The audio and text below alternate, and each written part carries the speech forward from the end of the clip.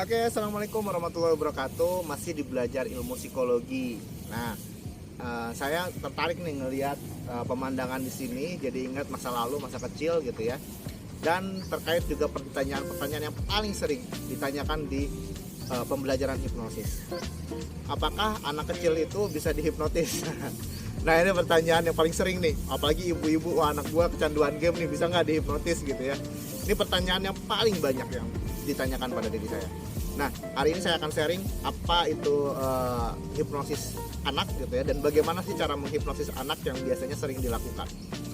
Oke, kita mulai saja belajar ilmu psikologi kali ini. Nah, teman-teman, kalau kita belajar tentang hipnosis, terutama hipnotis anak gitu ya, hipnosis anak. Apakah anak itu bisa dihipnosis kayak di TV-TV gitu ya, tidur sekarang gitu ya? Ada yang bisa, ada yang tidak gitu.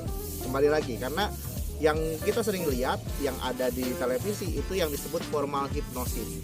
Formal hipnosis itu hipnosis yang kelihatannya ada kondisi kayak tidurnya, walaupun itu bukan tidur, itu adalah relaksasi. Dan orang-orang yang bisa melakukan itu adalah orang-orang yang bisa diarahkan dengan instruksi dengan baik. Jadi dia bisa menerima sugestinya, dia bisa diarahkan dengan instruksi untuk dia relaksasi gitu ya. Jadi kembali lagi, jadi kalau misalkan teman-teman berharapnya kayak yang di TV, bisa nggak anak-anak, selama dia bisa melakukan relaksasi dan dia mau melakukan relaksasi, dia bisa dilakukan seperti itu. Tapi apakah hanya itu saja cara untuk menghipnosis anak? Oh tidak. Ternyata anak-anak itu bawah sadarnya sedang berkembang. Dan barier dari pikiran sadar dan pikiran bawah sadarnya sangat mudah terbuka. Jadi pada dasarnya sebenarnya anak-anak sangat mudah terhipnosis. Kita kasih sugesti untuk membayangkan sesuatu saja akan sangat mudah terbayang oleh anak-anak. Nah, hal-hal ini bisa kita manfaatkan. Jadi bagaimana cara membuat menghipnosis anak kita gitu ya. Umur 7 tahun ke bawah biasanya anak-anak itu sangat sugestif, sangat imajinatif. Dengan kata-kata kita masuk, itu langsung masuk ke alam bawah sadar dia. Jadi Anda nggak usah khawatir.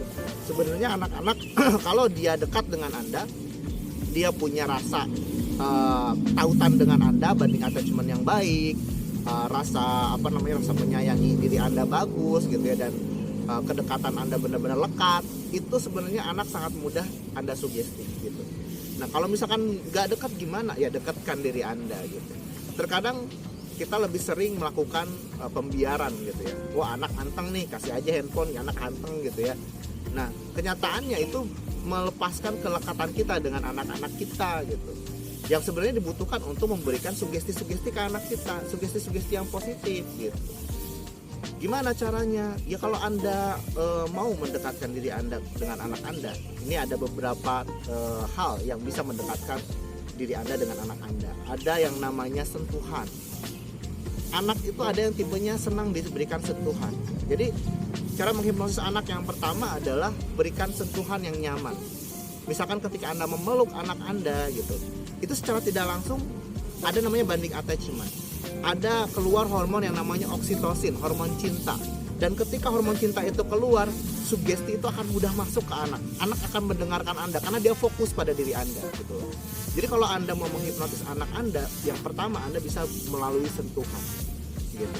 Dan sentuhan-sentuhan belayan itu juga mengeluarkan hormon-hormon endorfin, hormon kebahagiaan yang membuat bayi atau anak itu menjadi lebih tenang, lebih senang. Anda kan pengennya dihipnotis supaya nggak rewel, ya nggak bisa ditek kalau tidur nggak rewel gitu. Ya ini cara yang paling make sense gitu, yang paling sederhana dalam hipnosis gitu. Jadi hipnosis itu kan seperti yang kita bilang kemarin, hipnosis adalah ilmu memberikan sugesti, memberikan saran. Nah, anak kecil cara berkomunikasinya yang dia tidak memahami kata-kata, kita bisa melakukan melalui sentuhan gitu. Ini untuk bayi anak 3 tahun, 4 tahun yang agak sulit untuk komunikasi, Anda kuatkan sentuhan Anda gitu. Kuatkan bagaimana dia merasa nyaman dengan Anda. Lalu kata-kata apa lagi? Kata-kata penegasan. Kata-kata penegasan ini contohnya adalah mama sayang sama kamu, makanya mama pengen kamu jadi anak yang pintar. Makanya mama senang kalau kamu belajar gitu ya. Jadi lebih diarahkan dengan menggunakan kata-kata penegasan betapa sayangnya kita. Itu passwordnya tuh buat anak-anak. Jadi kalau anak-anak kita kasih password itu, anak-anak akan lebih mendengarkan kita dibanding kamu main mulu sih. dari tadi mama liatin main mulu, gak bener kamu. Nah itu yang ada, kita memberikan sugesti negatif ke dalam pikiran bawah sadar anak kita. Jadi kalau misalkan ditanya bagaimana cara memberikan sugesti ke anak-anak, gunakan kata-kata penegasan dalam bentuk kata-kata sayang, kata-kata cinta, dan itu adalah cara yang paling mudah sebenarnya yang bisa Anda lakukan gitu. Dan anak itu akan terenyuh loh. Anak tuh kalau misalkan disayang akan semakin sayang, semakin mengikuti apa yang Anda lakukan gitu ya. Tapi sayangnya dalam porsi yang pas ya, seperti itu. Nah ini yang bisa dilakukan untuk umur-umur ya 7 tahun ke bawah. Anda bisa memberikan sugesti-sugesti hipnosis seperti ini. Lalu kalau misalkan hipnosis yang kayak Pak Richard lakukan, yang kayak kemarin gitu, misalkan yang dilihat di televisi gitu, yang tidur seperti itu yang disebut formal hipnosis. Untuk anak-anak yang sudah bisa diarahkan, sudah bisa membayangkan dengan baik, sudah bisa diarahkan untuk instruksi, untuk relaksasi, itu bisa di umur di atas 7 tahun. Tapi biasanya didampingi oleh keluarganya gitu. Lalu adakah yang paling sederhana yang bisa dilakukan? Banyak gitu ya. Ada kondisi hipnosis yang alami namanya. Kapan sih kondisi hipnosis alami yang bisa kita berikan? Sebelum tidur itu gelombang otak anak itu sedang menurun gitu ya. Sebenarnya bukan hanya anak, tapi sampai dewasa pun kita hampir seperti itu. Walaupun kalau dewasa kan sudah ada yang terbiasa gitu ya, karena pekerjaan akhirnya terjaga sampai malam gitu. Nah kalau anak-anak biasanya ada waktunya di mana dia mengantuk. Nah waktu mengantuk itu sebenarnya sangat mudah masuk sugesti. Nah di situ Anda kalau memberikan sugesti sangat bagus sekali, apalagi disertai dengan pelukan sebelum tidur gitu. Lalu kapan lagi? Nah pada saat tidur. Nah ini saya tidak akan jelaskan di sini. Ini pembelajaran khusus namanya hypnosleep gitu. Nah jadi ketika tidur diberikan sugesti-sugesti hipnosis, karena ini ada tandanya, tanda pada saat dia tidur bisa dihipnosis, ada tandanya. Jadi yang bisa Anda lakukan, yang sekarang bisa Anda lakukan langsung adalah sebelum tidur dan pada saat bangun tidur. Karena pada saat bangun tidur ibarat otak kita sedang di-refresh gitu.